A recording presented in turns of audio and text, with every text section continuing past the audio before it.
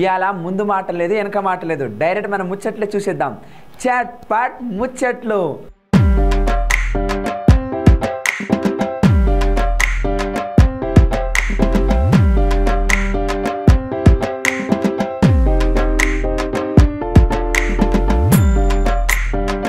ముందు చూడండి ముఖ్యాంశాలు.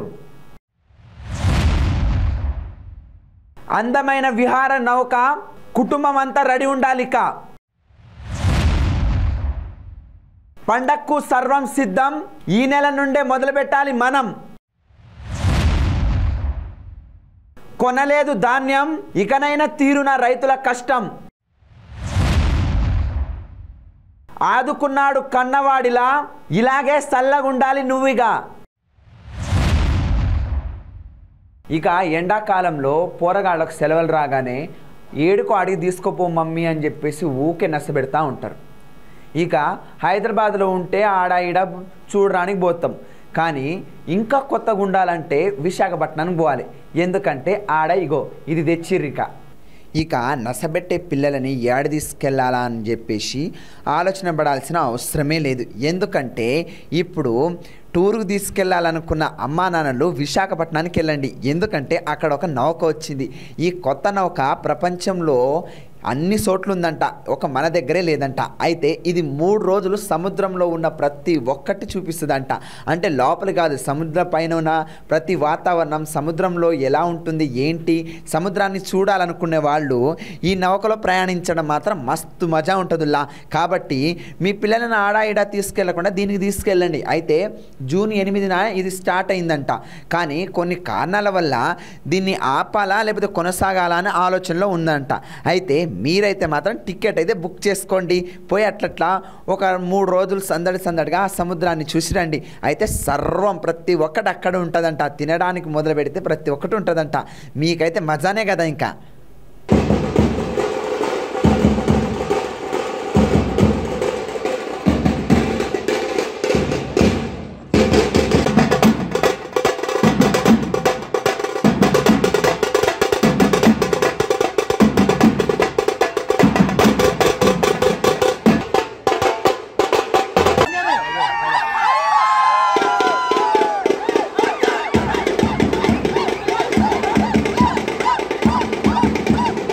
ఇక జూన్ వచ్చిందనుకో మన హైదరాబాద్లో సురు అయ్యేదే పండగ ఏంది, బోనాలు. ఇక దాని గురించి ప్రతి ఒక్కటి సిద్ధమైందంట. ఇక పండగ స్టార్ట్ చేయడమే ఆలస్యం. ఎన్నటి నుండంటే ఇగో ఈ తేదీ నుండే. ఇక సికింద్రాబాద్లో జరగాల్సిన బోనాల పండగకు అన్ని రంగాలు సిద్ధం చేస్తున్నారంట.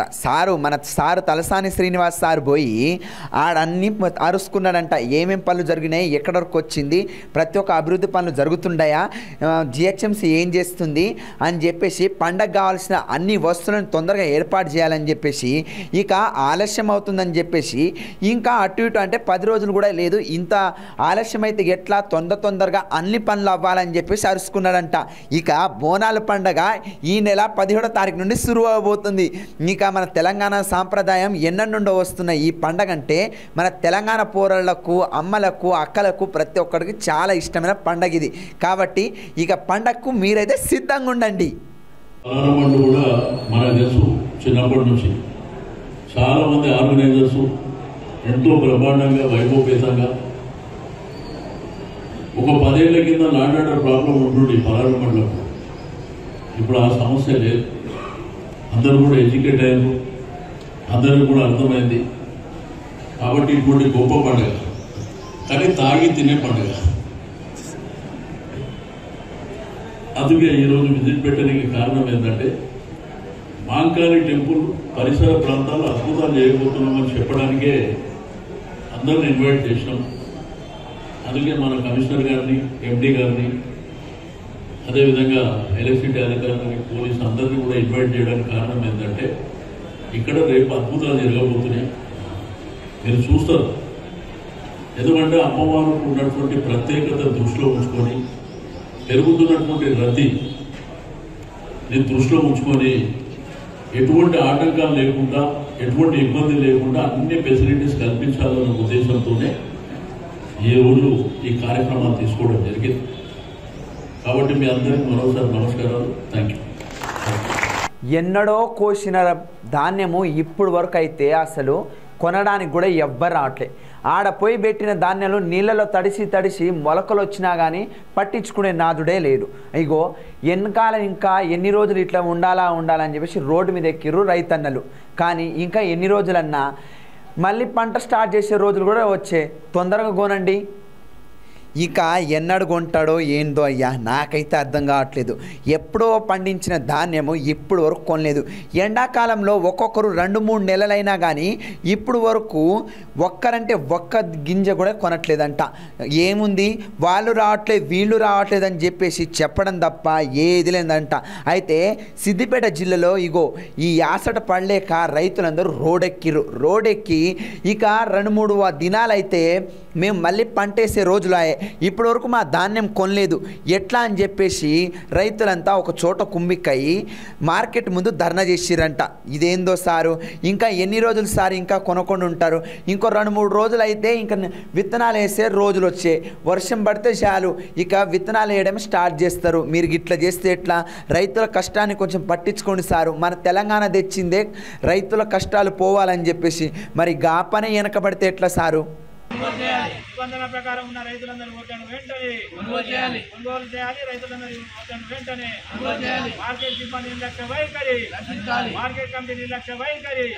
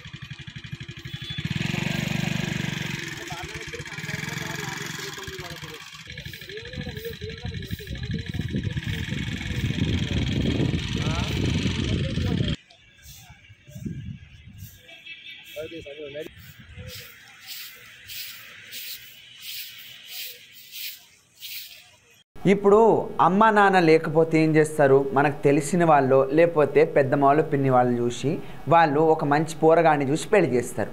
లేకపోతే తోడు నీడ లేని వాళ్ళకు ఎవరో ఒకరు అండవుతారు. దాంతోపాటు పేదవాళ్లకు ఇక మన పథకాల్లో కొంచెము డబ్బులు కూడా సాయం చేస్తుంది మన సర్కారు. అది కాకుండా ఒక అన్న ముందుకొచ్చి ఇగో ఇట్లా పెళ్లి వేడుకలన్నీ చేసిండు.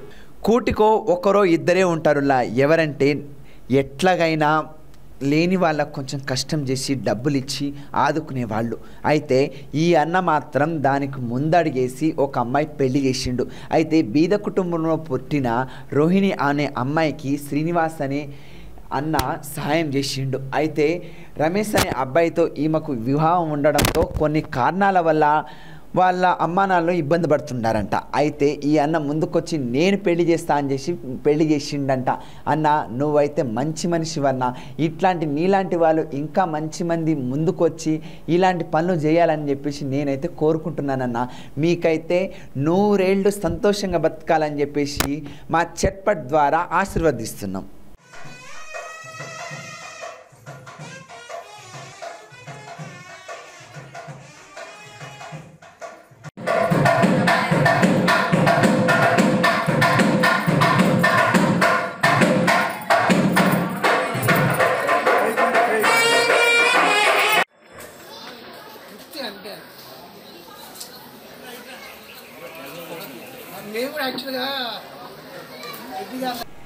ఇక హాస్పిటల్ గురించి చెప్పాలంటే ఒక నసే. చేసేవాడు సరిగుండడు, వచ్చినోడైనా మంచిగా పట్టించుకుంటాడా అంటే అది కూడా దక్కదు. ఇక డబ్బులు ఎక్కువ ఉన్నవాడు మాత్రం మంచి మంచి హాస్పిటల్లో చూసుకుంటాడు. మనలాంటి పేదవాళ్ళు ఏం చేస్తాం వల్ల ఏదో గవర్నమెంట్ హాస్పిటల్ దగ్గర పోతాము, ఒక 4 గోల్డ్ రాసిస్తే అదే ధన్యం అనుకుంటాం. కానీ ఇట్లా కూడా హాస్పిటల్ని దారుణం చేస్తున్నారు డాక్టర్లు. ఏం చెప్పాలో నాకైతే సమస్య అవ్వట్లే. ఇక ఆసుపత్రుల సంగతి అయితే మనం చెప్పుకోవడమే వేస్టుల్లా. ఎంత చెప్పుకున్నా ఏం లాభం. మన గవర్నమెంట్ ఆసుపత్రులు అయితే మరి దోపిడిలో దోపిడి తీసుకుంటున్నారు. ఎన్నిసార్లు చెప్పినా మాత్రం మార్చే మనిషే లేదు. ఇగో మళ్ళొక్క ఇంకో కథ తెచ్చిన మీ ముందుకు. ఇగో బొమ్మల రామాపురం అనే దగ్గరలో ఉన్న ఒక హాస్పిటల్లో ప్రతి దానికి సొమ్ము చేసుకుంటున్నారంట సార్లు. అయితే భువనగిరి జిల్లాలో ఉంది ఇది. అయితే హాస్పిటల్లో ఏదైనా పని కోసం లేకపోతే ఆరోగ్యం బాగాలేదని చెప్తే ప్రతి ఒక్క దాన్ని డబ్బుకే లెక్క చేస్తున్నారంట. వీళ్ళని పట్టుకొని కొంచెం నాలుగు తన్ని వాళ్ళని బయటికి పంపాలని చెప్పేసి నేనైతే కోరుకుంటున్నానన్న. ఇలాంటి వాళ్ళకు బుద్ధి చెప్తేనే నలుగురు మారుతారు. జిల్లా వైద్య ఆరోగ్య శాఖ అధికారి యాదాద్రి భువనగిరి జిల్లా డాక్టర్ మల్లికార్జునరావు ఈరోజు మన మాదాపూర్ గ్రామంలో ఉన్నటువంటి సూర్య హాస్పిటల్ని సీజ్ చేయడం జరిగింది. ఇది మన గౌరవ కలెక్టర్ గారి ఆదేశాల మేరకు ఈ హాస్పిటల్ పైన 2-3 సార్లు తనిఖీలు నిర్వహించడం జరిగింది. ఈ తనిఖీల్లో భాగంగా మొదటిసారి మా ప్రోగ్రామ్ ఆఫీసర్ డాక్టర్ ప్రశాంత్ గారు విజిట్ చేశారు. రెండోసారి డాక్టర్ ప్రశాంత్ గారు అండ్ డాక్టర్ వినోద్ గారు ప్రోగ్రామ్ ఆఫీసర్ ఇద్దరు కూడా మళ్ళీ విజిట్ చేయడం జరిగింది. 2 సార్లు ఇక్కడ ఇన్స్పెక్షన్ చేసినప్పుడు కూడా ఇక్కడ క్వాలిఫైడ్ డాక్టర్ అనే వారు లేకపోవడం, కేవలం నరసింహరావు అని ఒక ఆర్ఎంపీ డాక్టర్ అని తెలిసింది. ఆయన మాత్రమే ఇక్కడ ప్రాక్టీస్ చేస్తున్నారు. ఓపీ చూడటం కానీ ఇన్పేషెంట్స్ కానీ అన్నీ కూడా అతనే దగ్గరుండి చూసుకుంటున్నాడు. మనకి ఎల్లోపతిక్ యాక్ట్ ప్రకారం కేవలం రిజిస్టర్డ్ మెడికల్ ప్రాక్టీషనర్ అంటే ఎంబీబీఎస్ కానీ ఆ పైన పీజీ స్పెషాలిటీ ఉన్న డాక్టర్లు మాత్రమే ప్రాక్టీస్ చేయడానికి అర్హులు. ఈయన దగ్గర ఉన్నటువంటి సర్టిఫికేట్ రిజిస్ట్రేషన్లో మాత్రం వేరే వాళ్ళ క్వాలిఫైడ్ డాక్టర్ పేర్లు ఉన్నాయి. 2 సార్లు ఇన్స్పెక్షన్ మరియు ఈరోజు సీజ్ చేయడానికి వచ్చినప్పుడు కూడా 3 సార్లు చూసినప్పుడు కూడా క్వాలిఫైడ్ డాక్టర్ అనే వారికి లేకపోవడం అనేది గమనించదగ్గ విషయం. అదేవిధంగా మన గౌరవ మంత్రివర్యులు ఆరోగ్య శాఖ మంత్రి హరీష్ రావు గారు మన రాష్ట్రంలో సిజేరియన్ సెక్షన్ రేట్ అనేది చాలా ఎక్కువగా ఉంది, దాన్ని తగ్గించడానికి ప్రయత్నం చేయమని చెప్పి ఆరోగ్య శాఖ సిబ్బందిని అందరినీ కూడా కోరటం జరుగుతూ ఉంది. మన రాష్ట్రంలో 62% సిజేరియన్ సెక్షన్ రేట్ ఉంటే గడిచిన నెలలో మరి మన యాదాద్రి భువనగిరి జిల్లాలో ప్రైవేట్ హాస్పిటల్లో 90% సిజేరియన్ సెక్షన్ రేట్ ఉంది. దానికి గాను మనం ప్రైవేట్ ఆసుపత్రి డాక్టర్ అందరితో కూడా సమావేశం నిర్వహించడం కూడా జరిగింది. ఇక పోలీసులు ఒక మంచి పని ముందుకు పెట్టుకున్నారు. ఏంటంటే గంజాయి అయినా లేకపోతే ఇంకా ఏదైనా మత్తు పదార్థాలు ఉన్నాయో ఏమని ఇంటింటా తిరుగుతా ఊరూరా తిరుగుతా పట్టుకుంటున్నారు. అయితే ఆ పని ఎట్లెట్లా జరుగుతుందో చూద్దామా. ఇక హైదరాబాద్లో ఈ గంజాయి కథ ఎంతవరకు నడిచిందో మనకు తెలుసు. అయితే ఇలాంటిది పల్లెటూరులో ఉందా పట్టణాల్లో ఉందా అని చెప్పేసి పోలీసులకు డౌట్ వచ్చి అన్ని దుకాణాలు చెక్ చేస్తున్నారంట. సూర్యాపేట జిల్లాలో కోదాడ పట్టణంలో ఈరోజు తనిఖీలు చేసిర్రు. ఇక దుకాణం నుండి స్టార్ట్ చేస్తే పానం ఇక అవి ఇవి దొరికే సిగరెట్లు దొరికే ఆడ నుండి స్టార్ట్ చేస్తే దుకాణం వరకు ప్రతి ఒక్క చోట ఇళ్లల్లో కాలనీలో వెళ్ళి అన్నీ ఎత్తికిరంట. ఏడైనా ఎలాంటి గంజాయి పదార్థాలు ఉన్నాయో అని చెప్పేసి ఆలోచనలతో స్వచ్ఛమైన తెలంగాణ కావాలని చెప్పేసి ఈ పనులు ముందు పెట్టుకున్నారంట.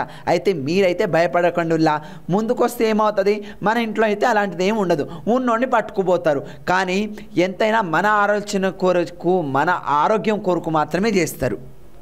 ఈ మధ్య ట్రెండ్ ఉంది,